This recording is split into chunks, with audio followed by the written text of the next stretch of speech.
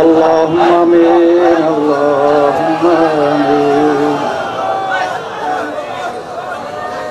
اگر از جانب معشوق نباشد کشش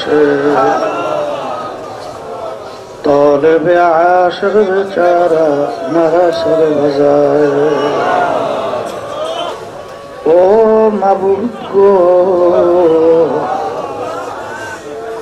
এক ফোঁটা পানি দিয়েই বনি আদমকে বানায়া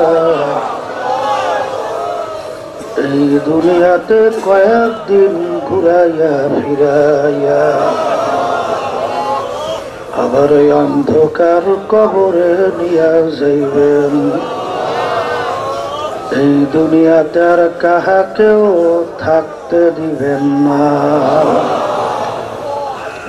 ভাই বলি বন্ধুরে বলি কেউ তো আপন না। ভাবিয়া চিন্তা করিয়া দেখিলাম মাওলা ওই অন্ধকার কবরে আপনি ছাড়া কেহ আপন হবে না। ربنا آتنا في الدنيا حسنة وفي الآخرة حسنة وقنا عذاب النار رب ارحمهما كما ربياني صغيرا سبحان ربك رب العزة عما يصفون وسلام على المرسلين والحمد لله رب العالمين وعليكم السلام ورحمة الله وبركاته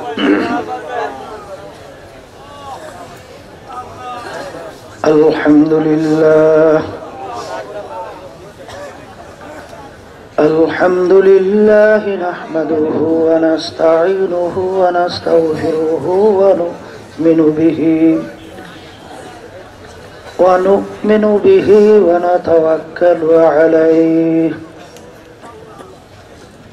ونعوذ بالله من شرور أنفسنا من يهده الله فلا مضل له ومن يضلله فلا هادي له ونشهد أن لا إله إلا الله وحده لا شريك له ونشهد أن محمدا عبده ورسوله أما بعد فأعوذ بالله من الشيطان الرجيم بسم الله الرحمن الرحيم يا أيها الذين آمنوا صلوا عليه وسلموا تسليما اللهم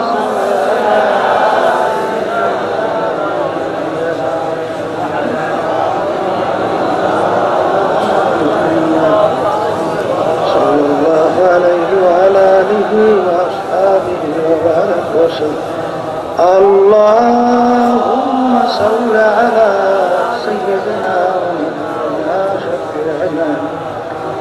وحبيبنا ومولانا محمد صلى الله عليه وعلى آله وأصحابه وبارك وسلم اللهم صل على سيدنا وشفيعنا وحبيبنا ومولانا محمد صلى الله عليه وعلى آله وأصحابه وبارك وسلم أعوذ بالله من الشيطان الرجيم بسم الله الرحمن الرحيم আলিফ লাম মিম যালিকাল কিতাবু লা রাইবা ফীহি হুদাল লিল মুত্তাকিনা আল্লাযীনা ইউমিনুনা বিল গায়ব সাদাকাল্লাহুল আলিয়্যুল আযীম। শুকরিয়া আদায় করতেছি মহান রব্বুল আলামিনের দরবারে। রব্বুল আলামিন ঐতিহাসিক সোহরাওয়ার্দী উদ্যান দ্বীনি মাহফিলে আমাদেরকে আসার, বসার, আলোচনা করার, শোনার যে তৌফিক দান করলেন, শুকরিয়া তান সবাই বলি আলহামদুলিল্লাহ। কয়েক বছর পর্যন্ত সোহরাওয়ার্দী উদ্যানে মাহফিল চলছে। তালাশ করলে দেখবেন গত বছর যারা ছিল তার ভিতরে অনেকেই আজকে দুনিয়াতে নাই। এমন একদিন আসবে, আল্লাহ কবুল করলে হয়তো বা মাহফিল থাকবে, চলবে, আমরা থাকবো না। আর এমন একটা ব্যাপার, একবার যদি দুনিয়া থেকে বিদায় নিয়ে চলে যায় আর আসা যায় না। আর দুনিয়া মাজরাতুল আখিরা, এই দুনিয়াটাই হলো যেই জগতের কথা বলছিলাম চলে গেলে আসা যায় না, ওই জগতের সম্বল সম্পদ এখান থেকে কামাই করার পরেই রওনা করতে হবে।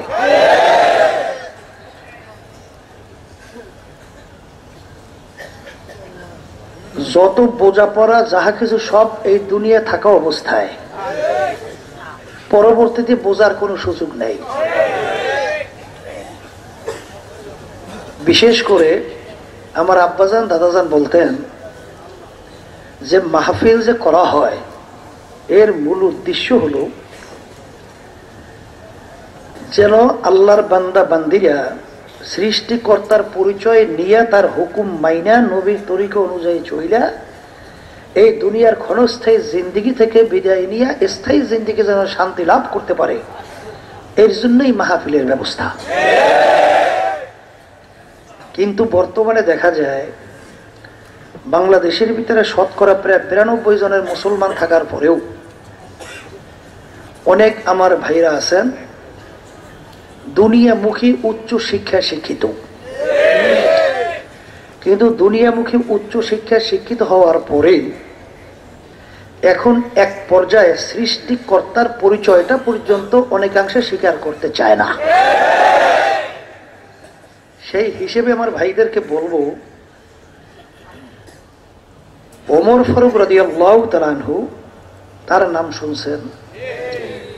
প্রথম বয়সে তিনি কাফের ছিলেন, অর্থাৎ আল্লাহকে অস্বীকার করত। আল্লাহ রাব্বুল আলামিন অল্প সময়ের ব্যবধানে এমন বুঝ তাকে দান করলেন, সে পরবর্তীতে মুসলমানদের ভিতরে একজন লিডার বা নেতা হয়ে গেল। আসলে মূল ব্যাপারটা হলো, গ্রামে একটা কথা আছে যে একটা বাঘের বাচ্চা ছাগলের পালের সঙ্গে চলতে চলতে এক পর্যায়ে বাঘের চরিত্রটাও ছাগলের চরিত্রের মতো হয়ে গেছে। ছাগল যেইভাবে চলাফেরা করে বাঘের বাচ্চাটাও সেইভাবেই চলাফেরা করে। এক পর্যায়ে কূপের কাছে যখন পানি পান করার জন্য গেল, পানি পান করতেছে, দেখে বাঘের বাচ্চা যে আমার পাশের যে আমার সঙ্গী সাথীরা তাদের সঙ্গে আমাদের চেহারা তো মিল নেই, আমার চেহারা তো ব্যতিক্রম ধর্মী। এই চিন্তা অবস্থান ভিতরে আসার সঙ্গে সঙ্গে তার ভিতরে সেই বাঘের যে চরিত্র সেইটা অটোমেটিক চলে আসছে। তাই ঠিক এক শ্রেণী আমার ভাইরা আছেন, তারা বর্তমানে যারা নাস্তিক, এদের সঙ্গে চলাফেরা করতে করতে, ওঠা বসা করতে করতে তাদের চরিত্রটাও এক পর্যায়ে ওই প্রকারই হয়ে গেছে। তাই সোহবাত এমন এক জিনিস, নিজের পরিচয়টা জানা এমন এক জিনিস যে সোহবাতের মাধ্যমে অনেক অজানা জিনিসকে জানা যায়। আসলে তো আপনারা অনেকে মনে করেন যে আপনারা অনেক বুদ্ধিমান, অনেক শিক্ষিত, কিন্তু হুজুররা যারা বিভিন্ন কায়দায় দিনের কথা বলে, নামাজের কথা বলে, এই সৃষ্টিকতার কথা বলে, আসলে এরা তো এক কথায় ধর্মান্ধ। জোরে বলেন নাউজুবিল্লাহ। এই পর্যায়ে বলতে বলতে বলতে বলতে দেখবেন ওলামায়ে কেরাম এবং আলেমদের কথা শুনলে তাদের কাছে বিরক্তি লাগে। কথা ঠিক না? বাজানদেরকে বলবো, বাজান, বোঝা পারার সুযোগ কিন্তু আগেই বলছি দুনিয়ায়। দুনিয়াতে চিরতরে চক্ষু বন্ধ হওয়ার পরে বোঝার সুযোগ কিন্তু আর নাই। যাহা কিছু বোঝা পড়া সব এখানেই করা লাগবে। কথা ঠিক না? তাই যদি তাই হয়, আমি বলবো শিক্ষা দুই প্রকার। একটা হলো দুনিয়ামুখী শিক্ষা, আর একটা হলো দুনিয়া এবং আখিরাতমুখী শিক্ষা। যারা ডাইরেক্ট দুনিয়ামুখী শিক্ষায় শিক্ষিত হবে তাদের অবস্থানটা কিন্তু পশুর চেয়ে মোটেও ব্যতিক্রম না। বলে হুজুর তা কেমন? আমি অনেক সময় বলি, আব্বাজানও বলতেন, দুনিয়ামুখী শিক্ষাটা শুরু হয়েছে মূর্খের থেকে। বলে তা কেমন? দুনিয়া সৃষ্টির পরে এম এ ক্লাস ছিল না, বিএ ক্লাস না, আইএমএট্রি না, 9-8 না, তাহলে প্রথম শুরু হলো ক্লাস 1। ক্লাস 1। আচ্ছা বলেন তো, ক্লাস 1 এর আগে কোন ক্লাস ছিল? বলেন। তাহলে 1 এর আগে একটা ক্লাস থাকা লাগবে। তাহলে সেইটাই কিন্তু এক পর্যায়ে দেখবেন মূর্খ ক্লাস। এই মূর্খ আলারা পড়াইছে ক্লাস 1 আলারে, 1 আলায় পড়াইছে 2 আলারে, অর্থাৎ নিচ থেকে উপরে গেছে। কি কথা ঠিক না? এম এ প্রথম শুরু হইয়া ক্লাস 1 আইছে, 1 থেকে শুরু হইয়া ক্লাস এম এ পর্যন্ত গেছে। তাহলে শুরু হলো মূর্খের থেকে, আর যাইতে আছে নিচ থেকে উপরের দিকে। কি কথা ঠিক? আর একটা শিক্ষার কথা বলছি, যেটা দুনিয়া এবং আখিরাত মুখী শিক্ষা। এটার নাম হলো ইসলামী শিক্ষা। বলে তাকে বল, এই শিক্ষাটা শুরু হয়েছে, এর ওস্তাদ হইল স্বয়ং সৃষ্টিকর্তা রব্বুল আলামিন। আল্লাহ রাসূল সাল্লাল্লাহু আলাইহি ওয়াসাল্লাম বলছিলেন, আল্লামানি রব্বি ফা আহসানা তালিমিহি। আমার মাওলা আমাকে নিজে শিক্ষা দিয়েছে। শিক্ষাটা কত উত্তম শিক্ষা! আজকে সিরাতুন নবী সাল্লাল্লাহু আলাইহি ওয়াসাল্লাম সম্পর্কে আলোচনা। কথা ঠিক কিনা? তাই নবীকে যে আল্লাহ শিক্ষা দিয়ে পাঠাইলেন, কি শিক্ষা দিয়ে পাঠাইলেন? আল্লাহ রাব্বুল আলামিন নবীর চরিত্রের ব্যাপারে বলেন, ইন্নাকা লাআলা খুলুকিন আযীম। আপনি উত্তম চরিত্রের অধিকারী। আল্লাহর হাবিব যে উত্তম চরিত্রের অধিকারী, এবং এই নীতি আদর্শের মাধ্যমে, আল্লাহর শিক্ষার মাধ্যমে দুনিয়াতে শান্তি, আখিরাতে মুক্তি, তার বাস্তব এখন দুনিয়ার ভিতরে যারা নাকি একটু জ্ঞানী গুণে বুঝাতে আর কষ্ট হয় না। তাহলে তা কেমন? আমাদের পাশের রাষ্ট্র মায়ানমার, তারা তো ইসলামী শিক্ষায় শিক্ষিত হয় না, বুঝছে? এই দুনিয়ামুখী এই বিভিন্ন কায়দায় শিক্ষা শিক্ষিত। তাদের ধর্মের ভিতরে নাকি আছে অহিংসু, অর্থাৎ জীব হত্যা মহাপাপ। এইটা তারা আলোচনা রাইখা আজকে মায়ানমারের মধ্যে আশরাফুল মখলুকাত মানুষ, সৃষ্টির সেরা। আজকে আমার মাদেরকে, আমার বোনদেরকে, আমার মুরব্বীদেরকে, আমার যুবকদেরকে, আমার মায়ের কোলের বাচ্চাদেরকে, আজকে আমার মায়ের কোলের বাচ্চারা ফুটফুটে হাসতেছে, ওই অবস্থায় তাদের বুকের ভিতরে ছুরি ঢুকাইয়া বাচ্চাগুলার রক্ত দিয়ে তারা আজকে গোসল করে, হোলি খেলায়। যদি ওদের ভিতরে ওই শিক্ষার মাধ্যমে ওরা মানুষ হতো, তাহলে আজকে আশরাফুল মাখলুকাতকে এইভাবে তারা টুকরা টুকরা করার মতো মন মানুষের তৈরি হইতো না। বোঝা গেল ওরা যেই শিক্ষায় শিক্ষিত হয়েছে, ওই শিক্ষার মাধ্যমে ওরা মানুষ হয় নাই, ওরা পশুর চেয়েও নিকৃষ্ট হয়েছে।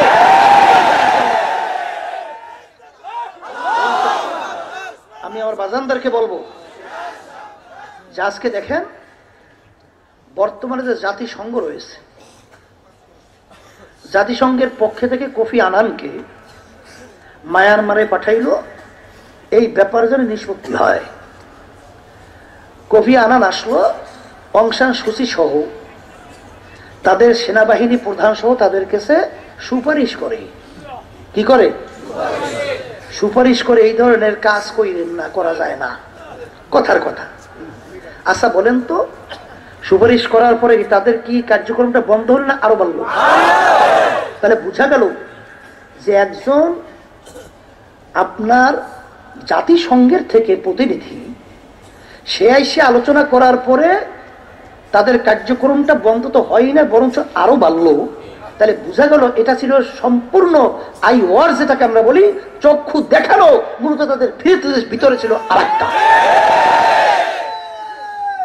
এরপরে হইল কি, জাতিসংঘ মিটিং ডাকলো, বিশেষ করে তার ভিতরে একটা ব্যাপার মায়ানমার।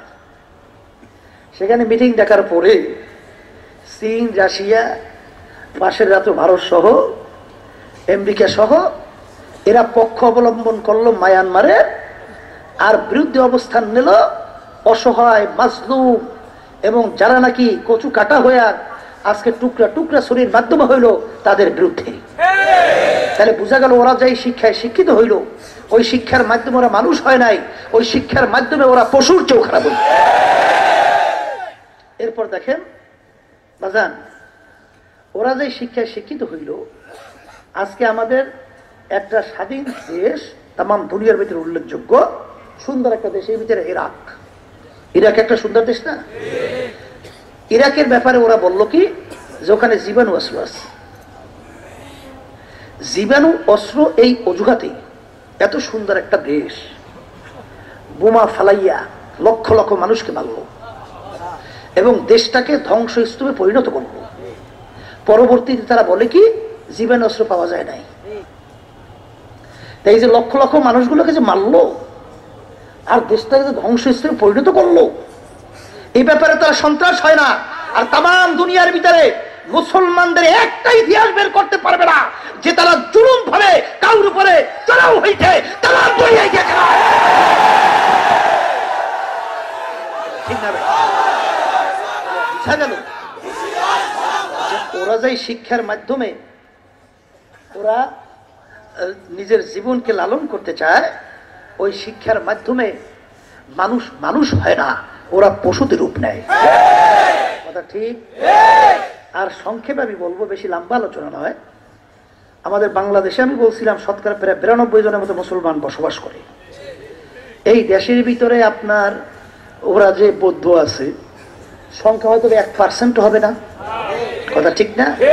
যদি আজকে আমরা মুসলমানরা একত্রিত হইয়া আমাদের ভাইদেরকে, আমার মা বোনদেরকে, আমার বাচ্চাদেরকে যেভাবে ওরা মারলো, এর প্রতিশোধ হিসাবে যদি আমরা ওদের উপরে চড়াও হতাম, আমার তো ধারণা হলো যে আমরা গ্রাম্য বলি যে নাস্তা করার ভাগেও তো পাওয়া যায়।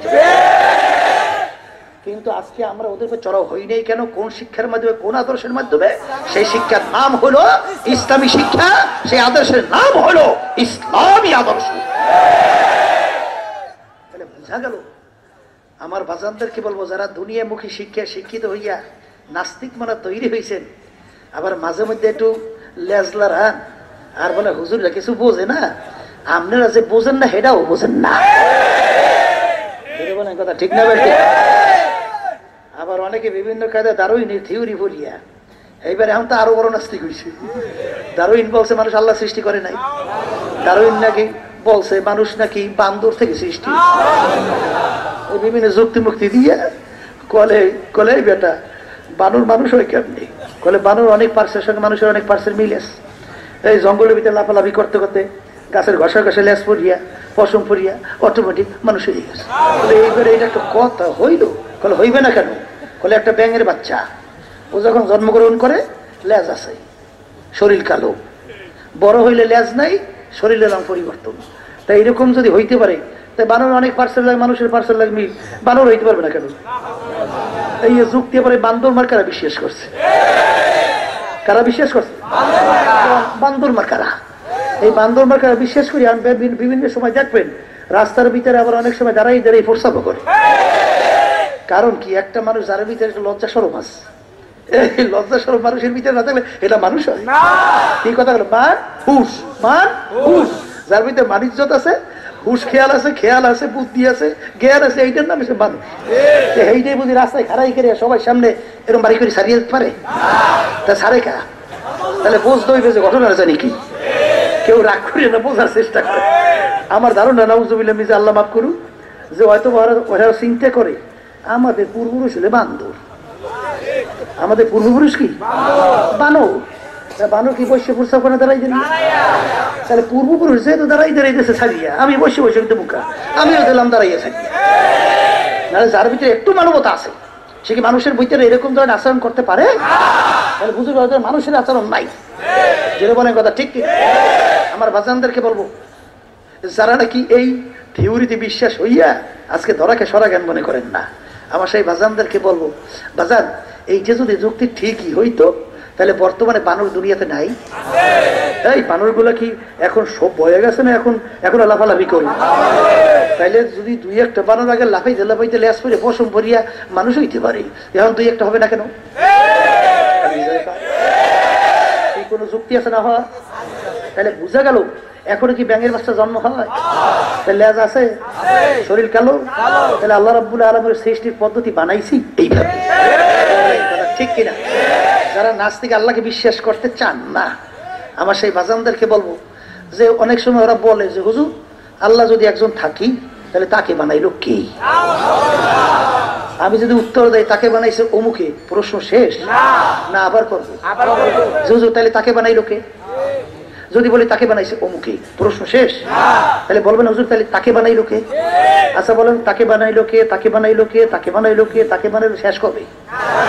মুখ খুলে কথা বলেন, শেষ নাই। এক জায়গায় শেষ তো করা লাগবে। বলে তাকি বলে স্বাভাবিক বলে তাকি মানুষ বানাইছে কি? বলেন আল্লাহ কে বানাইছে? আচ্ছা মানুষের এই যে চিন্তা শক্তি ব্রেন দান করছে কে? এই মানুষের ব্রেনের ভিতরে একটা সীমাবদ্ধতা আছে না নাই? দরকার আছে। এই ব্রেন দিয়ে সবই বুঝেন? কন্যা সবই বুঝেন? যদি বুঝেনি বলেন তো দুনিয়া থেকে আসমানের দূরত্ব কত? এই দুনিয়ার সে সূর্যের 13 লক্ষ গুণ কে বানাইলো? এটা আপনার বৈজ্ঞানিক আবিষ্কার করার পরেই কই এই দুনিয়ার থেকে 9 কোটি 30 লক্ষ মাইল দূরে সূর্য। এই ঝুলেই রাখছে কেটা? কোন রশিদ দেয়া? খাম্বা কই? কি কথা কয় না? তারকাগুলো ঝুলেই রাখছো কে? এই সব বুদ্ধি কি ধরে? এবার আপনি যে বাইসে রয়েছেন কেমনে? এইটা কি কোনোদিন আবিষ্কার করতে পারছে?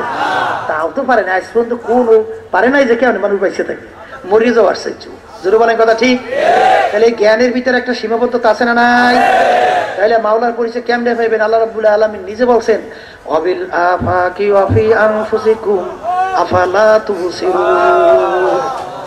হে বান্দা বান্দি তুমি তোমার নিজের দিকে তাকাও। তাকানোর পরে যখন রিসার্চ করবা আমার পরিচয় পাইয়া যাওয়া। সবাই জোরে বলেন সুবহানাল্লাহ। কলে তোমাকে নিয়ে যখন তুমি রিসার্চ করবা তখন দেখবা সৃষ্টিকর্তার পরিচয় তোমার কাছে আসতে থাকবে। জোরে বলেন বাজান কথা ঠিক না বেঠিক? আমার মাওলা তোমাকে আমাকে মায়ের পেটের ভিতরে কিভাবে তোমাকে আমাকে লালন পালন করে বড় করলো। বাজান তুমি আর আমি এক কাতা নাপাক পানির মানুষ। ওই নাপাক পানির ভিতরে আমার মাওলা ওইটাকে জমাট বাঁধাইয়া রক্ত দিয়া জমাট বাঁধাইলো। রক্তে জমাট বাঁধাইয়া তার ভিতরে গোশত তৈরি করলো। গোশতের ভিতরে আমার মাওলা হাড্ডি তৈরি করলো। এরপরে ফি আহসানি তাকওয়িম, এরপর তোমাকে এত সুন্দর একটা মানুষ তোমাকে বানাইলো। তোমার নিজের দিকে তাকাইয়া দেখো বাজান, যাদের কপাল ভালো অল্প আলোচনার মাধ্যমে আল্লাহ তাকে বুঝদান করবে। বাজান দুনিয়া সৃষ্টির পর থেকে হাজার হাজার কোটি মানুষ দুনিয়াতে আসছে, দুনিয়ার থেকে বিদায় হয়ে গেছে। এখনো দুনিয়ার ভিতরে হাজার হাজার কোটি মানুষ আছে না নাই?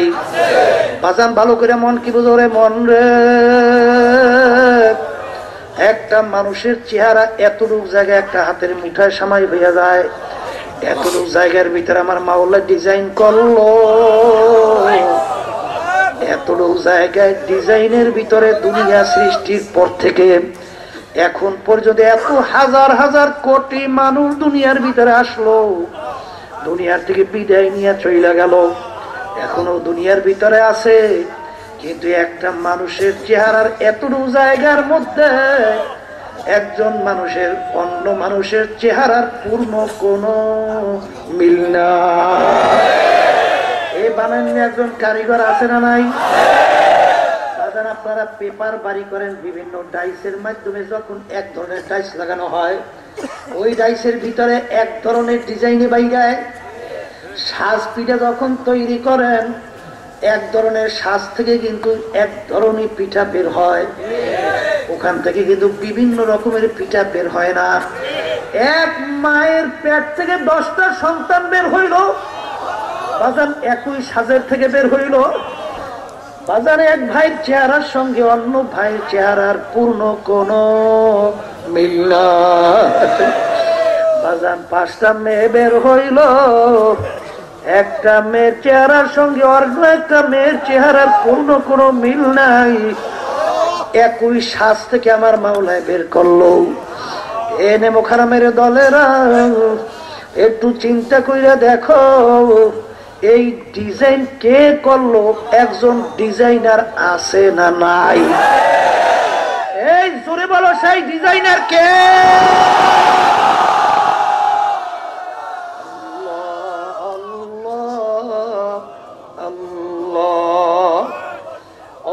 আফাকি ওয়াফি আনফুসিকুম আফালা তুবসিরুন।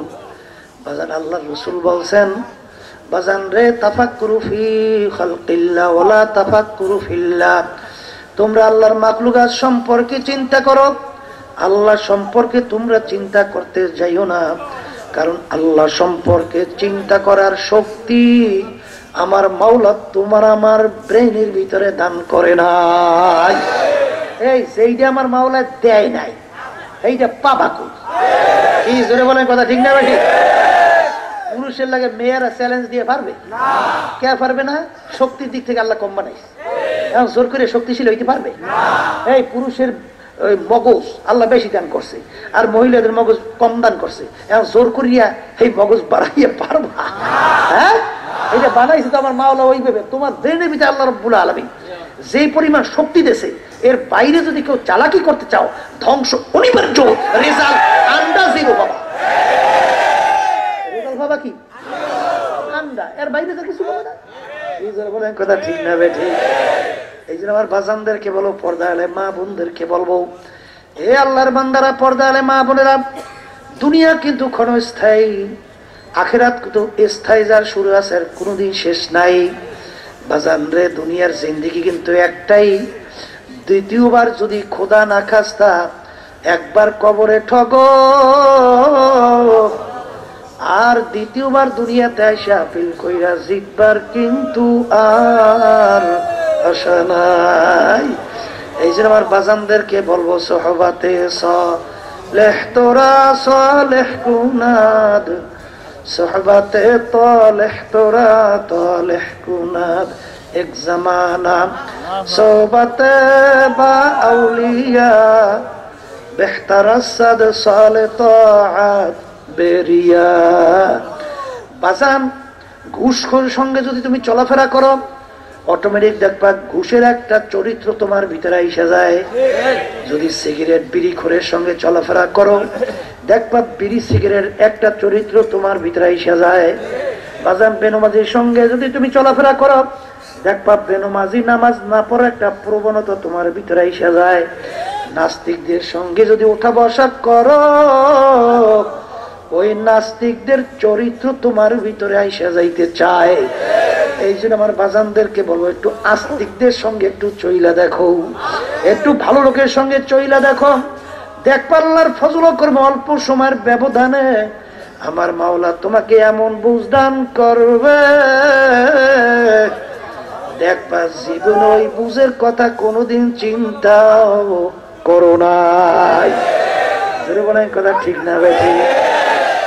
এই জন্য আমার বাজানদেরকে বলবো, বাজান, অনেকে হয়তো মনে করতে পারেন, হুজুর দুনিয়ামুখী শিক্ষাটাকে আপনারা বলছেন মূর্খের শিক্ষা। বাজান, দুনিয়ামুখী শিক্ষা শেখার জন্য আমরা কিন্তু নিষেধ করি না রে বাজান। তবে কথা হইল এতটুকুই, এই যে ক্লাস 1 থেকে শুরু করে ক্লাস MA ক্লাস পর্যন্ত কোনো জায়গায় কিন্তু শিক্ষার ভিতরে নাই নামাজ কয় ওয়াক্ত ফরজ? কি আছে? এই রোজা ফরজ ওয়াজিব না সুন্নাত? আছে। তোমাকে কে বানাইলো? আছে। কেন বানাইলো? আছে। এই ওযুর ভিতরে কয় ফরজ? আছে। আচ্ছা নাই, তাহলে তোমার কি শিক্ষা দিল? শিক্ষা দিয়েছে কেমনে খাইতে হইবে, কেমনে বাঁচতে হইবে। আমার আব্বাজান বলতেন, হে দুনিয়াদার পাগল আমার বাবারা, তোমরা ক্লাস 1 থেকে শুরু করে মাস্টার ডিগ্রি, বড় ধরনের ডিগ্রি নিলা, কি করলাম? পইরা শুনে কেউ ডাক্তার হইলাম, কি হইলাম? কেউ বাজান ইঞ্জিনিয়ার হইলাম, কেউ বড় বড় অফিসার হইলা। এরপর ডাক্তার হইয়া তুমি বিভিন্ন বাজান এই চিকিৎসা বিজ্ঞানের উপরে তুমি রিসার্চ করার পরে তুমি বিভিন্ন কায়দায় টাকা পয়সা অর্জন করে তুমি একজন ধনী হয়ে গেলা। ইঞ্জিনিয়ার হইলাম, ইঞ্জিনিয়ারিং পদ্ধতির মাধ্যমে তুমি টাকা পয়সা অর্জন করলে একজন ধনী হয়ে গেলাম। বলে এরকম এরকম ভাবে শেষ ফল দেখবেন খাওয়া বাঁচা। শেষ কি? খাওয়া বাঁচা ছাড়া কোনো পদ্ধতি আছে? এই ইঞ্জিনিয়ারের পদ্ধতি কি? এত সুন্দর ডিবিলিয়ার বানাই দিবে, ওইটা বানাই দিবে, রাস্তাটা বানাই দিবে, এরকম তৈরি করিয়া বেশি যে ভালো ইঞ্জিনিয়ার হয় বড় টাকা কামাই করে, যে ভালো ডাক্তার হয় বেশি টাকা কামাই করে। কথা কাটলা এরকম ভাবে যে যেইভাবে হয় ওইভাবে বেশি টাকা কামাই করে। বাজান আমার আব্বাজান বলতেন, ভালো করে বোঝো বাজান, তোমরা শিখে টিকে কি হইলা? ডাক্তার হইলাম, কিন্তু আমার মাওলা বাজান যে পশু বানাইছে। আমার আব্বাজান অনেক সময় বলতেন যে তুমি এত বছর পইরা টইরা তুমি ইঞ্জিনিয়ার হইছো, এর চেয়ে বাজান ওই যে লাল বল্লাটা তোমার সে বড় ইঞ্জিনিয়ার। লাল বল্লা বলে হুজুর, হ্যাঁ কেন? দেখবেন লাল বল্লা বাসা তৈরি করে, দেখছেন না? ছিদ্র ছিদ্র কোঠা বানায়, দেখছেন? একটু মাপকাঠি দিয়ে মাইপে দেখে একটা ছিদ্রের সঙ্গে আর একটা ছিদ্রের চুল পরিমাণ বেশ কম আছে। আচ্ছা বলেন তো, ওই লাল বল্লাটা কোন ইঞ্জিনিয়ারিং কলেজে পড়ছে? এই তোমরা অনেক ইঞ্জিনিয়ার পড়িয়ে বিল্ডিং তৈরি করে, তারপর মাপলে চুপলে 2-1 ইঞ্চি হটকোনা বাইরেই চায়, এই একটু বাইরেতে চায় না? কিন্তু লাল বল্লা যে বাসা বানাইতো, একটা সিটের সঙ্গে আর একটা সিটের চুলও বেশ কম নাই। কোন ইঞ্জিনিয়ারিং কলেজে পড়লো? তাহলে ইঞ্জিনিয়ার হইলে যদি মানুষ হওয়া যায়, তাহলে আমার আব্বাজান বলছেন তাহলে লাল বল্লাটাকে মানুষ বলতে হবে এবং বড় মানুষ বলতে হবে। জোরে বলেন কথা ঠিক কিনা? এরপর দেখেন এমন ম্যাটেরিয়ালস দিয়া নিচের অংশ তৈরি করে, কারণ ওর শরীর নরম, ম্যাটেরিয়ালসও লাগবে নরম। দেখছেন নিতাম শাহ কত সুন্দর কায়দা, যে একেবারে মুলায়েম, ওর গায়ে লাগলে কোনো ব্যথা তো দূরের কথা, আরামের সে আরাম। আচ্ছা বলেন তো এই ম্যাটেরিয়ালস কোন দেশ থেকে আনলো? আমরা তো একটা ঘর তৈরি করতে হলে বল্টু আনি কোরিয়া, নাট আনি লন্ডন, এরপরে রেইস আনি আমেরিকা, এই এরপরে অমুক আনি অমুক দেশ। কি কথা ঠিক না বেটি? বিভিন্ন দেশ থেকে মাল সংগ্রহ করে একটা ঘর বানাইছে। আর ওরা যে ম্যাটেরিয়াল দিয়ে তৈরি করলো, এই যে বাসাটা কোন দেশ থেকে এই মাল আমদানি করলো? খারাই খারাইয়ে মতেন আর বলবো খুব বড় বুদ্ধিমান হয়েছে, আর ওই যে বড় ফোর্স হইয়ে রয়েছেন খবরই তো নাই, খবর দিলে যে বড় ফোর্স হইয়ে রয়েছে। তাইলে যদি ইঞ্জিনিয়ার হইলে মানুষ হওয়া যায়, তাহলে লাল বল্লাটাকে বড় মানুষ বলতে হবে। এই জোরে বলেন বাজান কথা ঠিক কিনা?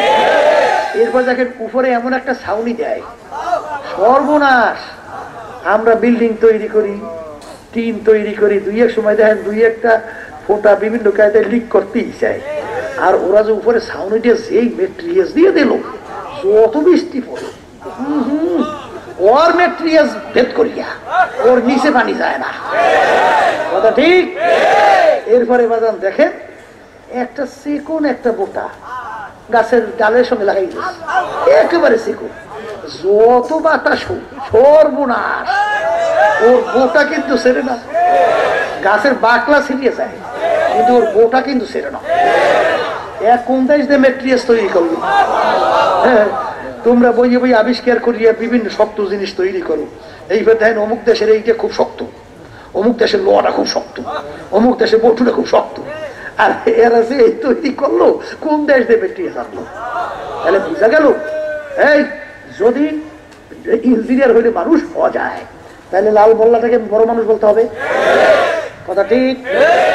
ডাক্তার হইলেই যদি বড় মানুষ হওয়া যায়, তাইলে বাজান নারায়ণগঞ্জের ঘটনা, বড় ডাক্তার সাহেব তার নারিকেল গাছের নারিকেল গুলা বানরে খেয়ে ফেলায়। কি দেখায়?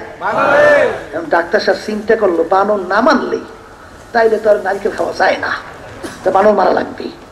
এখন বানর মারবে কেমনে? বাজার থেকে বিষ লই, বিষ আইনে রুটি বানাইয়া, এইবার বিষ রুটির সঙ্গে মিলাইয়া এইবার নারিকেলের সঙ্গে লাগাইয়া একটা চেয়ার পাইতে বসে রয়েছে, যে বানর আজকে আসবে আর ওই বিষ খাইবে, মরবে আর দেখবে। ডাক্তার সাহেব চেয়ার পাইতে বসে রয়েছে, বানর যাকে যাকে আইছে।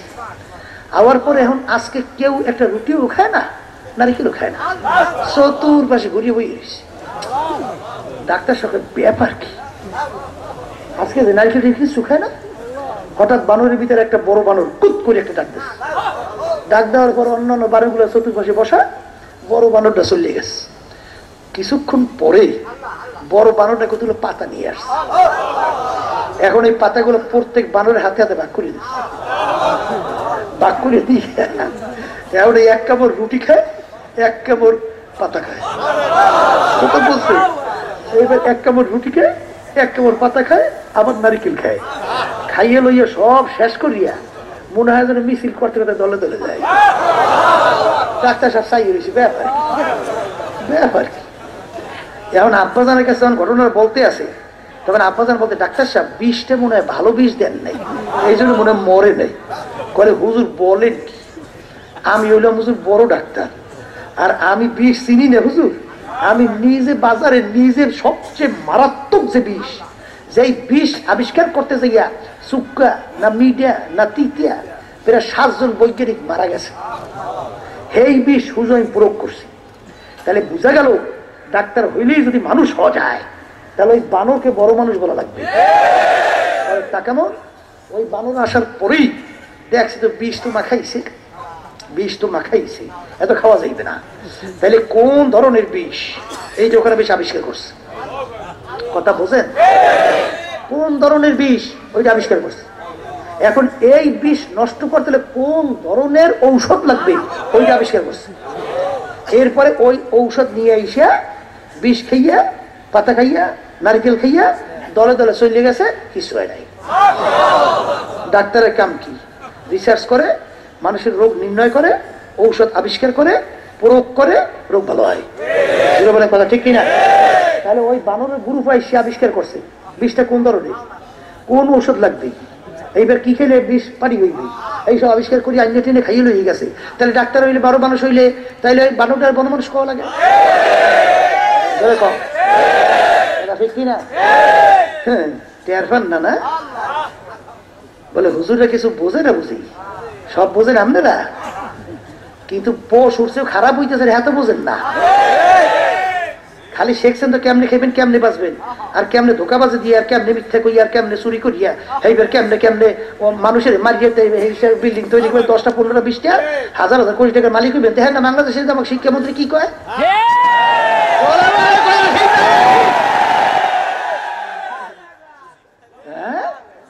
কিন্তু শিক্ষামন্ত্রী একটা কথা কইছে যে খাইবেন তো ঠিকই ঘুষ, সইয়া সইয়া খাইবেন। আমরা এইটার প্রতিবাদ করি, মনেও খাইতে পারবে না, খাইতে পারবে না, কথা এই না রাখে, সয়ে সয় চাই না, মনেও খাইতে পারবে না। কার টাকা খায়? আজকে আমার রিক্সাওয়ালা ভাই রাস্তার ভিতরে গরমের ভিতরে রিক্সা চালায়, গরমের ভিতরে তার মাথার ঘাম টপ টপ করে পড়তে থাকে। সেই রিক্সার টাকাটা আমার সেই গরিব বিচারের টাকাটা আজকে ভ্যাট ট্যাক্স আজকে সরকারি ফান্ডে জমা হয়। আর তুমি আজকে মানুষ রূপী পশু, আজকে সেই অসহায় আমার ভাইদের সেই টাকা লুটপাট করার খাও, আর তুমি মানুষ হইতে পারে না। ঠিক না ঠিক? এই জন্য আমার বাজানদেরকে বলবো, এ বাজানরা, ডাক্তার হইলেই যদি মানুষ হওয়া যায়, তাইলে বানরটাকে মানুষ বলা লাগবে। যদি বলেন কথা ঠিক না ভাই? ঠিক। এ দুনিয়াদার আল্লাহর বান্দারা, যারা কি আজকে দুনিয়া চেনছেন, আখেরাতকে বলছেন, সৃষ্টিকর্তারে বলছেন, আমি সেই বাজানদেরকে বলবো, বাজান ভালো করে বোঝেন, দুনিয়ার জিন্দেগি কিন্তু একটাই। আবার মুখ খুলে বলেন, দুনিয়ার জিন্দেগি কয়টা? একবার সইলে গেলে আবার দ্বিতীয়বার ফেরত আইসা আবিল কইরা জিতবার আশা নাই। তাহলে বোঝা পারা কিন্তু এই চক্ষু খোলা থাকা দুনিয়া অবস্থা করা লাগে, কথা ঠিক? যদি তাই হয় তাহলে আমার বাজানদেরকে বলবো, আমার মাওলা আপনাকে আমাকে সৃষ্টি করলো এই আশরাফুল মাখলুকাত, কথা ঠিক? কেন সৃষ্টি করলে? আল্লাহর ইবাদতের জন্য, আল্লাহর গোলামি করার জন্য, আল্লাহর হুকুম অনুযায়ী চলার জন্য। সমস্ত মাখলুকাত আমার মাওলা সৃষ্টি করলেন আমাদের জন্য। কাদের জন্য? আর আমাদেরকে আমার মাওলা সৃষ্টি করলেন তার ইবাদতের জন্য। বাজান কথা ঠিক নেবে? ঠিক। এই আল্লাহর বান্দারা, এই যে সূর্যটা আমরা দেখতেছি, এই সূর্যটা আমাদের দরকার আছে না নাই? একটা মানুষ যদি দুনিয়ায় না থাকে, সূর্যের কিন্তু কিছু আসে যায় না। সূর্য আমাদের লাগে কি লাগে না? তাহলে সূর্য আল্লাহ বানাইলো কাদের জন্য? জোরে বলেন, আমাদের জন্য। কাদের জন্য? চন্দ্রটা বানাইলো মাওলা কাদের জন্য? একটা মানুষ না থাকলে কিন্তু চন্দ্রের কিছু আসে যায় না। এই আল্লাহর বান্দারা, পর্দা আলে মা বোনেরা, গাবি গরুটা বানাইলো মাওলা কাদের জন্য? একটা মানুষ যদি দুনিয়া না থাকে, গাবি গরুর কি আসে যায়? কিছু হবে? বাজান রে, হালি গরুটা বানাইলো মাওলা কাদের জন্য? একটা মানুষ যদি দুনিয়া না থাকে, হালি গরুর কিন্তু কিছু আসে যায় না। বলেন কথা ঠিক কিনা? গাছ বানাইলো মাওলা কাদের জন্য? একটা মানুষ যদি দুনিয়া না থাকে, গাছের কিন্তু কিছু আসে যায় না। পানির ভিতরে মাছ বানাইলো মাওলা কাদের জন্য? একটা মানুষ যদি দুনিয়া না থাকে, মাছের কিন্তু কিছু আসে যায় না। বাজান, সব জিনিস বানাইলো মাওলা আমাদের জন্য। আর আমার মাওলা তোমাকে আমাকে বানাইলো তার ইবাদতের জন্য।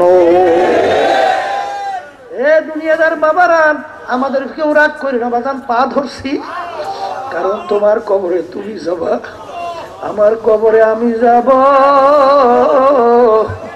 তোমার কবরের প্রশ্নের উত্তর তুমি দেবা, আমার কবরের প্রশ্নের উত্তর আমি দেব। যদি মনে করে থাও বাজান, কবরের ভিতরে নাফরমান কেউ মাটি দেওয়া হয়, আর নামাজি কেউ মাটি দেওয়া হয়। কই নামাজির কবরের ভিতরে বলে বেহেশতের বাগান, একটু ঘেরান নিয়ে দেখলাম কই পাওয়া যায় না। আর নাফরমানের কবরে বলে বলে আগুন জ্বলবে, কই কবরে হাত দিয়ে দেন একটু গরম হয় না। মানুষ যায় মইরা পয়সা গইরা, এইটা আবার মাওলার তোগাই মগাই কিভাবে উঠাইবে? আমার মাওলার কাছে মূসা নবী আলাইহিস সালাতু ওয়াস সালাম বলে, মাবুদ গো, আরে তুমি মানুষকে গলাইয়া পচাইয়া তুমি আবার কিভাবে এরকম সুন্দর সুরাতে বানাবা? আমার মাওলা ডাকতে বলে, মূসা রে, কে তোমার কি একটু সন্দেহ হয় নাকি? বলে, মাবুদ গো, সন্দেহ হয় না, কিন্তু আমার দিলের একটু ইতমিনানের জন্য। আল্লাহ রাব্বুল আলামিন বললেন, মূসা তুমি পাখি জবাই করো, ওকে কুইটা একেবারে পাটার সঙ্গে মিশাইয়া ধুল কইরা ফালাও, এরপর তুমি রাইখা দাও। রাখার পর আল্লাহ রাব্বুল আলামিন বললে, কোন? বলার সঙ্গে সঙ্গে ওই যে পাকের অংশগুলো উইরা উইরা জোড়া হইয়া পাক হইয়া গেল, পায়ের সঙ্গে পা হইয়া গেল, মাথার কাছে মাথা হইয়া গেল, সব অঙ্গ প্রত্যঙ্গ হইয়া পাখা গজাইয়া ফুরুত করিয়া তার সামনে যে আকাশে উড়িয়া গেল। বলে, মূসা দেখো কিভাবে আমি তৈরি করি। কোন বলার সঙ্গে সঙ্গে সব কিছু হইয়া যায়। এ আল্লাহর বান্দারা, দুনিয়াদার পাগল আমার বাবারা, বাজানদের যত কষ্ট শান্তি রুহের উপরে না শরীরের উপরে? শরীরের উপরে, রুহের উপরে। তোমার হাতটা অপস হয়ে গেছে, হাতটার সঙ্গে তোমার রুহের সঙ্গে কোনো যোগাযোগ নাই। এখন ওই হাত যত কাটবে তোমার শরীরে কিন্তু কোনো ব্যথা লাগবে না। কারণ কি? ওই হাতের সঙ্গে শরীরের কোনো যোগাযোগ নাই, রুহের সঙ্গে। ঠিক বাজান, তুমি যে বলো মানুষটারে গলাইবে পচাইবে, যার উপরে কষ্ট শান্তি, সেই রুহ কোথায় চইলা গেল? সেই রুহটা কই? সেই রুটা চললে গেল কোথায়? না তোমার কাছে রইল? কার কাছে গেল? রুহুটা তোমার মাওলার কাছে চলে গেছে। বাজান, রুহের উপরে কষ্ট শান্তি সব রুহের উপরে, শরীরের উপরে না। তাহলে বুঝা গেল সেই রুহুটা তো তোমার কাছে নাই, এখন তো রয়েছে একটা কায়া বা একটা খোসা। বলেন কথা ঠিক না বেশি? এই জন্য আমার বাজানদেরকে বলবো, পর্দা আলে মা বোনদেরকে বলবো, বাজান ওলামায়ে কিরামদের সঙ্গে, হক্কানি ওলামায়ে কিরামদের সঙ্গে ওঠা বসা করো বাজান। দেখবা আল্লাহর ফজলে করম অল্প সময়ের মধ্যে আল্লাহ তোমাকে এমন বুঝ দান করবে, তুমি একজন পশুর থেকে মানুষ আল্লাহর ফজলে হইয়া যাইতে পারো। জোরে বলে কথা ঠিক না? সূরাত আদমে সাবুদে আহমদ বুদ জেহলে হাম এক সাবুদে। বাজানরা আবু জাহাল, উতবা সাহেবা, আবু লাহাব, বাজান আর আল্লাহর হাবিব সাল্লাল্লাহু আলাইহি ওয়াসাল্লাম দেখতে সূরাতে বাজান আকৃতির দিক থেকে, অঙ্গ প্রত্যঙ্গের দিক থেকে কোনো কিন্তু পার্থক্য নাই। আল্লাহর হাবিব সাল্লাল্লাহু আলাইহি ওয়াসাল্লামের চক্ষু কয়টা? আবু জাহালের চক্ষু কয়টা? আল্লাহর হাবিবের পা কয়টা? উতবা সাহেবের পা কয়টা? অঙ্গ প্রত্যঙ্গের দিক থেকে কোনো পার্থক্য নাই। কিন্তু আল্লাহর হাবিবের নাম শুনলে বাজান দুরুদ পড়া ওয়াজিব হইয়া যায়। আর আবু জাহাল, উতবা সাহেবের নাম শুনলে লানাতুল্লাহি আলাইহি, আল্লাহর গজব পড়ছে আরো পইরা যায়। জোরে বলেন কথা ঠিক না ভাই? তাহলে বুঝা গেল আকৃতি সূরাতে অঙ্গ প্রত্যঙ্গে এক হইলি মানুষ হওয়া যায় না। কি আল্লাহর বন্দারা, জোরে বলেন কথা ঠিক না? ঠিক। আমার বাজানদেরকে বলবো, পর্দা আলে মা বোনদেরকে বলবো, বাজান অন্যান্য মাখলুকাত বানাইলো আমার মাওলা, আকাশ আল্লাহ রাব্বুল আলামিন সমস্ত মাখলুকাত বানাইলো মাওলা আমাদের জন্য, আর আমাদেরকে বানাইলো আমার মাওলা তার ইবাদতের জন্য। লিয়াবুদুন তাফসিরে জালালাইনের ভিতরে লেখছেন আইয়াল লিয়ারিফুন, আমার মাওলা তোমাকে আমাকে বানাইছে সৃষ্টিকর্তার পরিচয় লাভ করার জন্য। এই সৃষ্টিকর্তার পরিচয় লাভ করার জন্য যে বানাইছে, একটু চিন্তা করলি তখন দেখবেন আপনার চিন্তার প্রশ্নের উত্তর আসবে, এই বানাইনি একজন কারিগর আছে। বলেন কথা ঠিক না বেঠি? এই জন্য আমার ভাইদেরকে বলবো, পর্দা আলে মা বোনদেরকে বলবো, বাজানরে দুনিয়ার জিন্দেগি কিন্তু ক্ষণস্থায়ী, দেখতে না দেখতে শেষ হয়ে যায়। আখিরাতের জিন্দেগি শুরু হবে, শেষ নাই বাজান। আর এমন একটা ব্যাপার, দুনিয়ার কাজে কেউ 5 বারও ঠগো, আবার চেষ্টা করলে জিতবার আশা করা যায়, কিন্তু বাজান আখিরাতের ব্যাপারে একবার ঠকলে আর জিতবার আশা নাই। আর এমন একটা ব্যাপার, যে কোনো কাজের ব্যাপারে একটা সীমায় সময় থাকে, সময়ও থাকে, সীমাও থাকে, কিন্তু বাজান তোমার আমার হায়াতের বাজার কোনো সীমাও নাই, সংখ্যাও নাই বাজার, কোনো নির্ধারিত টাইমও নাই। কখন আমার মাওলা ডাক দিবে এটা কিন্তু তোমারও জানা নাই, আমারও জানা নাই। কত মানুষ বসে বসে কথা বলতে আছে, হঠাৎ দেখি ধুইলা পইরা যায়, এরপরে দেখি আর দুনিয়ার ভিতরে নাই, আর কোনো দিন আসবে না। এই দুনিয়াটা কিন্তু স্বপ্নের দুনিয়া বাজান। একটু পিছনে চক্ষু বন্ধ করে একটু তাকাইয়া চিন্তা করো, দেখবা মনে হয় যেন সব স্বপ্নের মতো বাজান। কোথার থেকে আমার বছরকে বছর চইলা গেল, কোথার থেকে আমার ছোট বয়স চইলা গেল, কোথা থেকে আমার যুবক বয়স চইলা গেল। এখন তো আয়নার সামনে চেহারা তাকাইয়া দেখি আমার দাড়িগুলা কাঁচা ছিল, পাইকা সাদা হয়ে গেল, চুলগুলা পাইকা সাদা হয়ে গেল, দাঁতগুলা পইরা পোকরা হয়ে গেল। এবার কত লোক নিয়ে বাজারে বাজার করলাম, কত লোক নিয়ে চায়ের টেবিলে চা খাইলাম, কত লোক নিয়ে গল্পের টেবিলে গল্প করলাম। ওই এখন বাজারে যাইয়া দেখি ওই বাজারে সেই লোকগুলাকে আর করো জাহান্নামের আগুন থেকে বাঁচো, এরপরে অন্ধকার কবরে যাইয়া শোও। কারণ ওই অন্ধকার কবরে যদি পরিচয় দাও আমি আখিরি জামানার নবীর মেয়ে, এই পরিচয় কবরে কোনো কাজ হবে না। ও আল্লাহর বান্দারা, কবরের যাত্রীরা, যদি আমার আল্লাহর হাবিব সরদারে দো জাহান তার মেয়ের ব্যাপারে যদি কবরে কোনো নাজাতের গ্যারান্টি দিতে না পারে, বাজানে এমন কোন পীর আছে, এমন কোন বাবা আছে, এমন কোন দল আছে, দলের নেতা নেত্রী আছে যে তোমাকে আমাকে নাজাত করে জান্নাতের ব্যবস্থা করতে পারবে? জোরে কা পারবে? যদি নাই পারে তাহলে আমার বাজানদেরকে বলবো, পর্দালে মা বোনদেরকে বলবো, কোন দুনিয়ার পিছনে পড়ছো? হাকিকত সে তো দুনিয়া বেখবর হ্যায়, দুনিয়া কি নুমায়েশ পর নজর হ্যায়। দুনিয়ার ব্যাপারে একটু চিন্তা করো, একটু মুরাকাবা করো, দেখবো সব ফাঁকি আর ফাঁকি। বাজান বলকের বাদশা ইব্রাহিম বিন আদহাম রহমাতুল্লাহ আলাইহি, বাজান রে আগের যুগে বাচ্চাদের বড় সম্মান ছিল, বাজান বড় ক্ষমতা ছিল, বহুত অনেক পাওয়ার ছিল। বাজান এক রাস্তার ফকির মুসাফির বাদশার রাজ দরবারে সিংহাসন, বাজান যাইয়া বলে, বাদশা রে আপনার এই মুসাফির খানায় আমি একটু থাকতে চাই। বাদশা বলে, বোকারে তুমি কি বলো? এইটা হলো আমার রাজ সিংহাসন, এইটা আমার স্থায়ী বাড়ি, তুমি এইটাকে মুসাফির খানা বানাইছো, আসলে তুমি তো আমার ইজ্জত নষ্ট করছো। তখন মুসাফির বলে, হুজুর ভুল হইলে মাপ চাই, স্থায়ী বাড়ি কাকে বলে, মুসাফির খানা কাকে বলে? কলে বাড়ির দরজায় ঘর দেখছো? দেখছি। কলে ওইটা হলো মুসাফির খানা। কলে হুজুর ওইটার পরিচয় কি?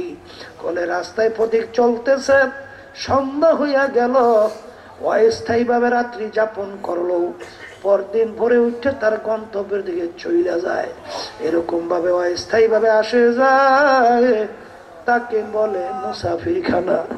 হুজুর স্থায়ী বাড়ি কাকে বলে? কলে যেখানে সব সময়ের জন্য মানুষ বসবাস করে। তখন মুসাফির বলে, বাদশা রে তাইলে দুনিয়া সৃষ্টির পর থেকে মনে হয় আপনি এই বাড়িতে আছেন। তখন বাদশা বলে, ওরে মুসাফির, না না না, আমার আগে ছিল আমার আব্বা। বলে, হুজুর আপনার আব্বা কোথায় গেল? বলে, আমার আব্বা তো দুনিয়া থেকে বিদায় নিয়ে কবরে গেল। বলে, আপনার আব্বা কি আসবে না? তখন বলে, ওরে পাগল মুসাফির, একবার মানুষ দুনিয়ার থেকে বিদায় নিয়ে কবরে যাওয়ার পরে আর কোনদিন আসে না। বলে, হুজুর আপনার আব্বার আগে কে? দাদা সে কই? বলে, সেও তো কবরে, সে কি আসবে না? বলে, না হুজুর সেও আসবে না। তখন মুসাফির বলে, বাচ্চা আপনি মনে হয় চিরজীবন থাকবেন। তখন বাচ্চা বলে, আরে মুসাফির রে, মানুষ মরণশীল, আমি একদিন দুনিয়া থেকে বিদায় নিয়ে কবরে যাব। বলে, আপনিও কি আসবেন না? না আমিও আর কোনদিন আসবো না। তখন মুসাফির বলে, বাচ্চা রে আপনি আমাকে বলছেন বোকা, আসলে বড় বোকা তো আপনি, কারণ আপনার বাড়ির দরজায় মুসাফির খানা একবার মানুষ থাইকা চইলে গেলে আবার আইসা থাকতে পারে, কিন্তু আপনার এই মুসাফির খানা থেকে যদি একবার কেউ বের হইয়া যায় আর কোনদিন আসে না। মুসাফির হাম সব হ্যায় কবর আখের ঠিকানা, कोई आगे रवाना है कोई पीछे रवाना। বলার সঙ্গে সঙ্গে বাদশার চিন্তার পরিবর্তন ঘটে গেল। আমি এই বাদশাহী দিয়া কি করব? আমি এই সম্পদ দিয়ে কি করব? আমি এই সম্মান দিয়ে কি করব? এ তো দেখতে না দেখতে শেষ হইয়া যায়। ও দুনিয়াদার পাগল আমার বাজানেরা, এই দুনিয়া কিন্তু শান্তির জায়গা না বাজান। এই শীত, এই গরম, এই ঠান্ডা, শরীরের ভিতরে বিভিন্ন রোগ ব্যাধি বাজান। এই ছেলে কথা শোনে না, মেয়ে কথা শোনে না, আত্মীয় স্বজন কথা শোনে না, স্ত্রী কথা শোনে না, শত্রু মিত্র কোনো অভাব নাই। এরকম টেনশন টেনশন টেনশন করতে করতে একদিন বাড়ির দরজায় মালাকুল মউত আজরাইল এসে হাজির হয়ে গেল। যত ডাক্তার কবিরাজ চেষ্টা করুক না কেন, তোমাকে কিন্তু রাখতে আর পারবে না।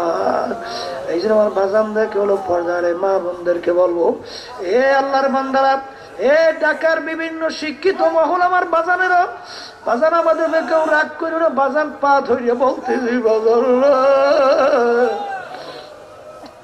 আমি তোমাদের পিছনে আমরা ওলামায়ে কেরাম এত কেন চিল্লাই বাজান? আল্লাহ আল্লাহ। আল্লামা রুমি রহমাতুল্লাহ একটা ঘটনা লেখছেন বাজান। এক রাখাল কতগুলা গরু পালতো, গরুগুলাকে নিয়ে প্রতিদিন মরা ঘাসের ভিতরে বাইন্ধা রাখতো। পাহাড়ের কিনারে তাজা তাজা ঘাস, ঘাসের কাছেও গরুগুলা কিনে না। গরুর ভিতরে একটা তাজা গরু, জওয়ান গরু, অন্য গরুকে ডাক দিয়ে বলো, গরুরা রাখাল আমাদেরকে বোকা পাইয়া আমাদেরকে প্রতিদিন মরা ঘাস খাওয়ায়, পাহাড়ের কিনারে তাজা তাজা ঘাস কাছেও নেয় না।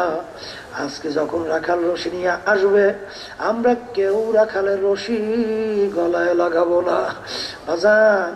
অন্য অন্য গরুরা বলল, গরু রাখাল আমাদেরকে ভালোবাসি বিধায় আমাদেরকে ওখানে নেয় না। আরে তুমি লাগাও বা না লাগাও, আমরা কিন্তু রাখালের রশি গলায় লাগাবো। রাখাল রশি নিয়ে আসছে, সমস্ত গরুরা গলায় রশি লাগাইলো, কিন্তু বাজান জওয়ান গরু সে লেজ উপরের দিকে উঠাইয়া পাহাড়ের দিকে দৌড় শুরু করলো। রাখাল পিছনে দৌড়ায় আর ডাক দিয়ে বলে, গরু ফের ফের ফের, গরু মজার ঘাস খাইতে যাইস না। গরু পাহাড়ের কিনারায় বড় বড় বাঘ চাইয়া রয়েছে, তুই পাহাড়ের কিনারায় যাবি আর তোকে ধরে তোর সিনা ফাইরে রক্ত যখন চষুরি শুরু করবে, যত চিল্লাবি তোকে তো আর বাঘে ছাড়বে না। যত চেষ্টা করলো বাজান রে, গরু কিন্তু আর ফেললো না। তখন রাখাল ডাক দিয়ে বলে, গরু রে তুই আজ বুঝলি না, বুঝবি কাল, কপাল থাবরাবি আর দিবি গা।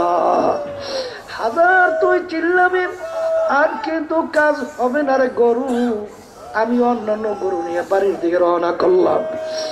গরু তাজা ঘাস পাইল, মজা মাইরা খায় আর মনে মনে গরুরে গালি দেয়, গরু রে আমি কত সুন্দর মজার ঘাস খাই।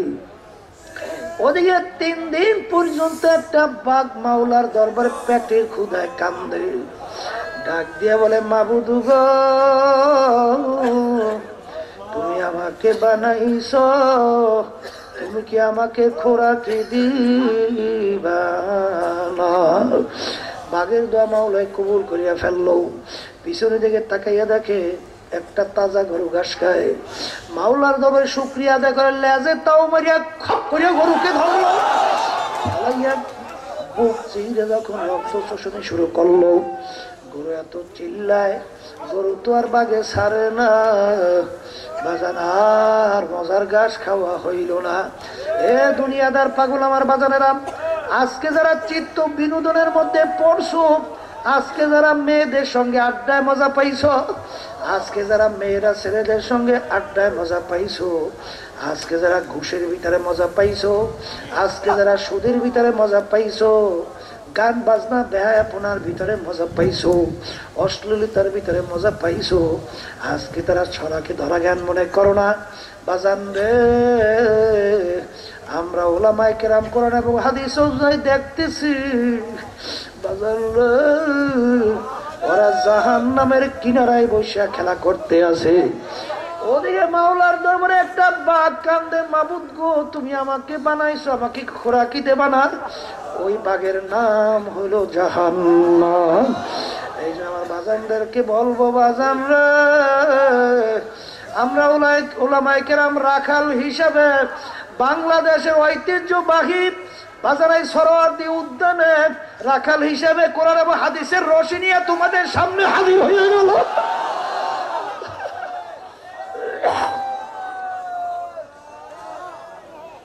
এখনো তোমার কিসমত ভালো আছে, এখনো কপাল ভালো আছে। বাজান মজার ঘাস খাইতে যাইও না, এখনো কোরআন এবং হাদিসের রশি গলায় লাগাও। বাজান রে, বাকির মাওলার দরবারে কান্দে, বাবুকে আমাকে বানাইছো, খোরাকি কি দিবা? ওই বাঘের নাম কিন্তু জাহান্নাম। এরপরে তো বাজার অনেকের না বোঝো। আমার আব্বাজান অনেক সময় বলতেন দাদাজানের কথা, বাজান ধইরা না, নাউজুবিল্লাহ, কবরে কিছু হবে না, তুমিও বাইচা গেলা, আমিও বাইচা গেলাম, কিন্তু যদি হইয়া বসে তাইলে তোমার বা উপায় কি? আমার বা উপায় কি? বাজার হবে না, তোমার কাছে কোনো প্রমাণ কিচ্ছুই নাই। হওয়ার প্রমাণ বাংলাদেশেও শত শত ঘটনা আছে না নাই? আমি ৩-৪ দিন আগেও কুড়িগ্রাম থেকে আসলাম, আমাদের চরমোনাইর মুজাহিদ ছিল, তার কবরের পাশেই মাটির ভিতরে মাহফিল করছি। বাজার চরমোনাইর মুজাহিদ, তার নাম অনেকে ঘুঘু মুন্সি করে ডাকতো, আসলে তার নাম ছিল বশির উদ্দিন মুন্সি। বাজান ইন্তেকাল করার পরে, মৃত্যুবরণ করার পরে, দুনিয়া থেকে বিদায় হওয়ার পরে ৩২ বছর পরে নদীর ভাঙ্গলে যখন তার কবর ভাঙা গেল, কাপনের কাপন সহ আনাম তাজা লাশ বের হয়ে আসলো। দুনিয়াদাররা, এই যারা নাকি ধরাকে সরাগের মনে করো না, আজকে পশু হয়েছে টেরো পাও না। বলো তো দুনিয়ার কোন যুক্তি আছে যে আজকে একটা মার্কিন কাপড় মাটির সঙ্গে প্রায় ৩২ বছর পর্যন্ত লাগিয়ে রইল, কাপড়টার কিছু হয় নাই, এরপর লাশটার কিছু হয় নাই? কোন যুক্তি আছে দুনিয়ার? বাহ, আছে কোন যুক্তি? আছে। বাজার উঠে নিয়ে এখন আবার আব্বাজান রহমাতুল্লাহ নামের মাদ্রাসা ফজলুল উলুমের সামনে আবার নতুন ভাবে এখন আবার দাফন করছে। আমি সেদিন করে সেই কবরে সালাম দিয়ে আসছি। বাজান যারা উঠাইছে তাদের ভিতরে একজন আমাকে বলে, হুজুর মুখ থেকে কাপড় সরাইয়া দেখছি, হুজুর ওই দাঁড়ের ভিতরে যে মেহেন্দি লাগাইছে, হুজুর এখনো লাল চক চক চক চক চক চক করতে আছে। দুনিয়ার পাগল আমার বাবার, ভালো করে মনকে বুঝো, কবরে যাও। বাজার খালি খাইয়া লইয়া গরু বাছুরের মতো, পশুর মতো বাচ্চা কাচ্চা হইয়া বাজান পায়খানা প্রস্রাব কইরা জীবনটা শেষ কইরা দুনিয়া থেকে বিদায় নিয়ে কবরে যাইও না, কারণ বাজার দ্বিতীয়বার কিন্তু এই জীবন আর ফেরত পাওয়া যাবে না। এই জন্য আমার বাজানদেরকে বলো, পর্দালে মা বোনদেরকে বলবো, বাজান আমরা তো কেন চিল্লাই? আমার আব্বাজান বলতেন, দাদান বলতেন, বাবা ২-২.৫ বছরের বাচ্চা পানির ঘাটলায় যাইয়া পানি পাইছে, খেলা করে, পেয়ালাও হাতের ভিতরে আছে, বাচ্চারা পানি পেলে কত খুশি হইয়া যায়। ওই পানি পাইয়া পানি উঠায় এবং খটখট খটখট করিয়া হাসে। ঘাটলায় তো আর কোন লোক নাই। বাজারে একটা বুঝদার মানুষ যখন ঘাটলার পাশ থেকে রওনা করবে, বাজার রে যার ভিতরে মানবতা আছে, ওই বাচ্চাকে একা কিন্তু ঘাটলায় রাইখা যাইতে পারবে না। বাজান বাচ্চা তো খটখট করিয়া হাসে, আর ওই বুঝদার জিব্বার ভিতরে কামড় দেবে, কামড় দিয়া দৌড় দিয়া যাইয়া বাচ্চাকে ধরবে। বাজান বাচ্চার যখন পানির খেলার মজা ছুইটা যায়, বাচ্চা জোরে চিল্লায়, তাকে ধরে লাথি মারে, তাকে ধরে কামড় দেয়। বাচ্চা পানির খেলার মজা চাইরা যাইতে চায় না, কিন্তু যত চিল্লায় বুঝদার কিন্তু বলে, বাজান তুমি তো বোঝো না, পানির খেলার মজা পাইছো, পানির পাশ থেকে যাইতে চাও না, কিন্তু বাজান তুমি তো জানো না, এই পানি নিয়ে খেলা করতে করতে খোদা না কাজটা যদি একটু ঘুরাইয়া পানির মধ্যে পড়ে বাজার আর তো বুঝি কোনদিন আরো ডোবা না। তুমি আমাকে যত লাইতেও যত কামড়াও তুমি যত চিল্লাও তোমাকে আমি একাই ঘাটলায় রাইখা যাইতে পারবো না। ঠিক বাজান আমরা ওলামায়ে কেরাম কোরআন এবং হাদিস অনুযায়ী দেখতেছি অনেক আল্লাহর বান্দারা অনেক আল্লাহর বান্দিরা আজকে দুনিয়ার আনন্দ ফুর্তি নফসের খোরাকি পাইয়া বাজান আজকে ওই খাটলায় অবুঝের মতো বাজান ওই খেলা করে আর খটখট খটখট করিয়া হাসে। আমরা বলি বাজান ফেরো ফেরো বাজান রে, দুনিয়ার জিন্দেগি কিন্তু একটাই রে বাজান। আরে আমার মাওলার হুকুম অনুযায়ী আজরাইল পিছনে হাত পাইতা দাঁড়াইয়া রইছে। যখন আমার মাওলা ডাক দিয়ে বলে আজরাইল রে, আরে ওকে ধর, বলার সঙ্গে সঙ্গে থাবা দিয়া বলবে বাজান আর তো বুঝি কোনদিন আর উঠবা না। এই জন্য আমার বাজানদেরকে বলো, পর্দা নেই মা বোনদেরকে বলো বাজান আমাদেরকে কেউ রাগ করো না বাজান। এমন কোন জাতি দুনিয়ার মধ্যে নাই যেই জাতি পরকাল বিশ্বাস করে না। হিন্দুরাও করে, খ্রিস্টানরাও করে, বৌদ্ধরাও করে, অন্যান্য ধর্মাবলম্বী সবাই করে। সৃষ্টিকর্তা কিন্তু একজন। আজ পর্যন্ত মুসলমান জাতি ছাড়া অন্য কোনো জাতি দুনিয়ার ভিতরে চ্যালেঞ্জে টিকতে পারে নাই। এই জন্য আমার বাজানদেরকে বলবো বাজান কোনো দলাদলি বুঝি না, কোনো টাকার গরম, ক্ষমতার গরম, বংশের গরম, তুমি পীর না মুরিদ, শিক্ষিত না অশিক্ষিত, এই পরিচয় কিন্তু কবরে চলবে না। যদি কেউ যাই বলে আমি চরমনাইয়ের মুরিদ, এই পরিচয় কিন্তু কবরে চলবে না। তোমাকে আমাকে আমার মাওলা বানাইছে তার ইবাদতের জন্য, বাজান মালিকের হুকুম অনুযায়ী চলার জন্য। আমার মালিকের হুকুম বাজান ব্যক্তিগত জীবনে আছে না নাই? মুখ খুলে বলে আছে না নাই? পারিবারিক জীবনে আমার মালিকের হুকুম আছে না নাই? বাজান সামাজিক জীবনে আমার মাওলার হুকুম আছে না নাই? কামাইতে খরচে আমার মালিকের হুকুম আছে না নাই?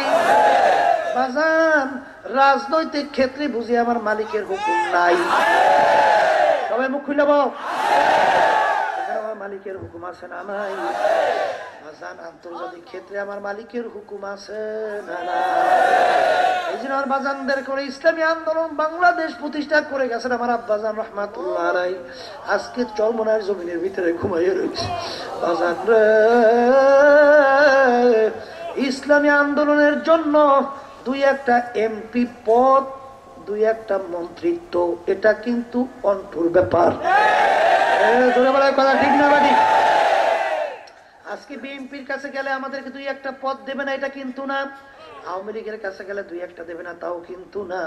কিন্তু বাজান আমরা ইবাদতের উদ্দেশ্যে কিন্তু রাজনীতি করি। এই মালিক বানাইছে কেন আমাদেরকে? জোরে বলো, কিসের জন্য? জোরে কও, জোরে কও।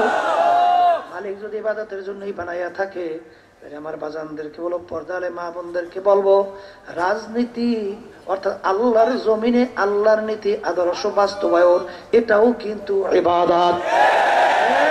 কথা ঠিক না? এই ইবাদতের উদ্দেশ্যে ইসলামী আন্দোলন বাংলাদেশ বাজান আমার যখন নাকি জাতীয় নির্বাচন, মেয়র নির্বাচন সহ যখন কোনো নির্বাচন আসে, আমরা সিদ্ধান্ত নিছি ভোট পাই বা না পাই দরকার নাই, মাওলার কাছে যারা বলতে পারি মাবুদ গো তোমার বান্দা বান্দি ঈমান রক্ষার জন্য তাদের কাছে বাক্স ইসলামের পক্ষে পাঠাইছিলাম। তোমার বান্দা বান্দি কি করছে জানি না আজান, তাই যদি হইতো, যদি আমাদের ভিতরে এমপির লোভ, সম্পদের লোভ, ক্ষমতার লোভ থাকতো, তাইলে অনেক আগেই কিন্তু ইসলামী আন্দোলনের পক্ষে থাকতো। কথা কয় না? বলেন কথা ঠিক না ঠিক? এই জন্যই বাজান আল্লাহর ফজল করমে আমাদের ঢাকা উত্তর সিটিতে আল্লাহর ফজল করমে আমরা মেয়র হিসাবে ইসলামের পক্ষে হাত পাকা প্রতীকে বাজান একজন আদর্শ মানুষ তোমাদের সামনে আল্লাহর ফজলে দেওয়ার সিদ্ধান্ত নিছি। খারাপ করছি না ভালো করছি? খারাপ করছি ভালো করছি? সেই লোকটাকে দেখা লাগবে না?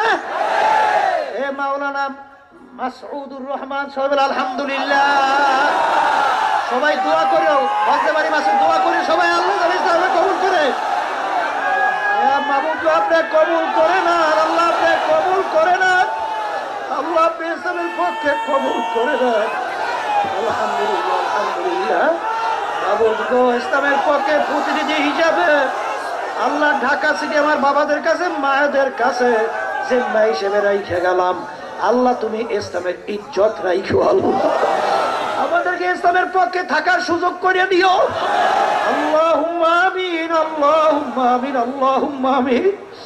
আল্লাহু আল্লাহ। বাজান আমাদের কেউ রাগ করো না বাজান। বাজান অনেকে মনে করে হুজুর আপনারা আবার রাজনীতি করেন কা? একার কথা পরিষ্কার ইবাদতের জন্য। জোরে বলেন কিসের জন্য? সেই বাজানদারকে দাওয়াত দিয়া গেলাম। বাজান পুরাপুরি মালিকের হুকুম অনুযায়ী নিজের জীবনকে চালাইয়া তারপর কবরে রওনা করল। মাওলা যেন আমাকে, আমাদের সকলকে তার খাস বান্দা, পর্দালে মা বোনদেরকে খাস বান্দা হিসেবে কবুল করে নেয়। আল্লাহুম্মা আমিন। মাবুদ তুমি চাইয়া দেখো, পর্দালে আমার অনেক মা বোনেরা হাত উড়াইয়া তোমার দরবারে কান্দে। মাবুদ গো, এ ঘরের মেয়ে লোকেরা কান্দ, যদি কান্না না আসে মনকে বুঝো রে মন। একদিন এই ঘরের দরজা দিয়ে নতুন বউ হইয়া উঠছিলা রে মন। কত মেয়ে লোকে শরবত খাওয়াইলো, কত মেয়ে লোকে বাতাস করলো। আবার এমন একটা দিন আসবে এই ঘরের দরজা দিয়ে মরা লাশ হইয়া বের হওয়া। ছেলে কান্দে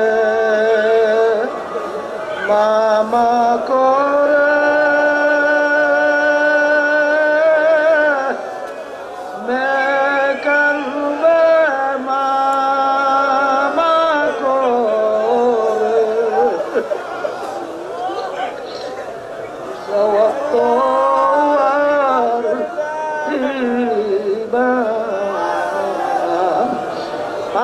আপনি সরাসরি উদ্যানের মাঠের দিকে একটু তাকাইয়া দেখে আপনার বাংলারা কিভাবে কান্দে। মাবুদ আমাদের ছেলেও মরে নাই, মেয়েও মরে নাই, গুনাহ করে বসছি রে, মাফ করে দেন গো মাওলা, মাফ করে দেন। আল্লাহর বান্দারা জোর করে কাঁদতে পারেন না? কান্না আসে না? সন্তান নষ্ট গেলে চোখে পানি আসে, সন্তান মারা গেলে চোখের মধ্যে পানি আসে। আমার গুনাহের কারণে জাহান্নামের আগুন যে জ্বলছে, জাহান্নামের আগুন চোখের পানি ছাড়া ঠান্ডা হবে। মাহবুবকে যাদের উচিলে মাহফিল হইল, যাদের উচিলে মাহফিল যারা সহযোগিতা করলো, সবার উপরে খাস মেহেরবানি নাজেল করেন আল্লাহ। আল্লাহ আমাদের, আমরা হাত তুলছি, আমাদের আম্মা আব্বা দাদা দাদু নানা নানু আত্মীয় স্বজনে অন্ধকার কবরে যাইয়া শুইয়া রইছে, তাদের সবাই কবরকে আপনি বেহেশতের বাগান বানাইয়া দেন আল্লাহ। আল্লাহ ওই আমাদের মোশারেফ ভাই ইন্তেকাল করছেন, আল্লাহ তার কবরকে বেহেশতের বাগান বানান। আর আমার মুজাহিদেরা মা বোনেরা, আমার অনেক আন্দোলন সহযোগ সংগ্রহে আমার ভাইরা মা বোনেরা যারা দুনিয়া থেকে বিদায় নিয়ে কবরে গেছে, তারা কবরকে বেহেশতের বাগান বানাইয়া দেন।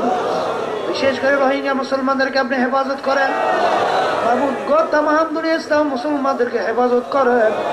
তারা ইসলাম মুসলমানদের বিরুদ্ধে চালন করছে, হেদায়ত দিয়েন, আর হেদায়ত না থাকলে ওদেরকে ধ্বংস করে দিয়েন আল্লাহ। রব্বিল ইজ্জাতি আম্মা ইয়াসিফুন ওয়া সালামুন আলাল মুরসালিন ওয়ালহামদুলিল্লাহি রাব্বিল আলামিন।